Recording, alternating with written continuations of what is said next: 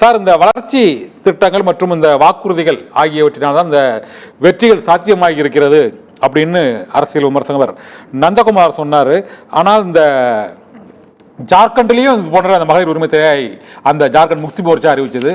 இங்கு பாஜகவும் கிட்டத்தட்ட ஒரு 7,000 கோடி அந்த மகளிர் உரிமை தொகை இந்த மக்களுக்கு தேர்தலுக்கு முன்பாக வழங்கியது. இது இந்த வாக்குறுதிகள், இந்த வளர்ச்சி திட்ட நிதி உதவிகள் மட்டும்தான் இந்த தேர்தல் வெற்றியை தீர்மானிக்கிறதா நினைக்கிறீங்க சார்? செல்வம் சார், சொல்லுங்க.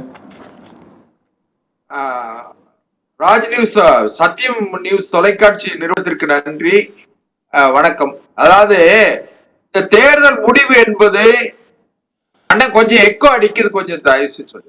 அதாவது தேர்தல் முடிவு என்பது நாடாளுமன்ற தேர்தல் முடிவுக்கு முற்றிலும் மாறுபட்டிருக்கிறதுக்கு காரணம் என்னன்னு கேட்டீங்கன்னா, நாடாளுமன்ற தேர்தல் நேரத்தில் சிறுபான்மை மக்களின் எதிரியாக பாரதிய ஜனதா கட்சி சித்தரிக்கப்பட்டது. எதிர்கட்சிகளால் பாரதிய ஜனதா கட்சி திட்டமிட்டு சித்தரிக்கப்பட்டது. அது அந்த நேரத்தில் நாடாளுமன்ற தேர்தலில் ஒரு வகையில் அது எதிரொலிச்சது, வெற்றி பெற்றது.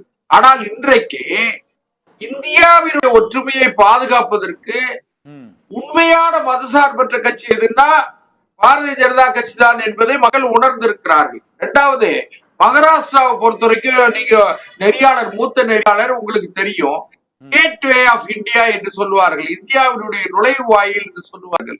அதாவது இந்தியா மிகப்பெரிய எண்ணிக்கையில, அதாவது பொருளாதாரத்தினுடைய மையமாக இருக்கிற மகாராஷ்டிராவில இப்படிப்பட்ட ஒரு முடிவு வந்திருக்கிறது. காரணம் என்னன்னு கேட்டீங்கன்னா, அது ஒரு சிரமமான ஆட்சி, ஒரு 5 ஆண்டு காலம் நிலையான ஆட்சியை தரக்கூடிய சக்தி பாரதிய ஜனதா கட்சிக்கு தான் இருக்கிறது, அந்த வலிமை என்பதை மக்கள் உணர்ந்து இருக்கிறார்கள். அதனுடைய விளைவுதான் என்னன்னு கேட்டா, இப்ப நீங்க நம்ம தொலைக்காட்சி இதுல பாக்குறோம் ரிசல்ட்ல, காங்கிரஸ் கட்சி கூட்டணி 50 இடங்களுக்குள்ளதான் வெற்றி பெறுங்கிற மாதிரி போகுது.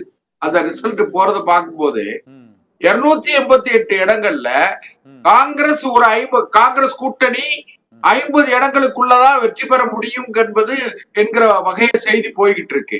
அப்ப நான் என்ன நினைக்கிறேன்னு கேட்டீங்கன்னா, ஏக்நாத் சிண்டே தலைமையிலான ஒரு காங்கிரஸ், பாரதிய ஜனதா ஆதரித்த ஏக்நாத் சிண்டே தலைமையிலான அணி கடந்த காலத்துல 5 ஆண்டு காலம் ஆட்சி அதிகாரத்தை முழுமையாக நிறைவு செய்திருக்கிறது.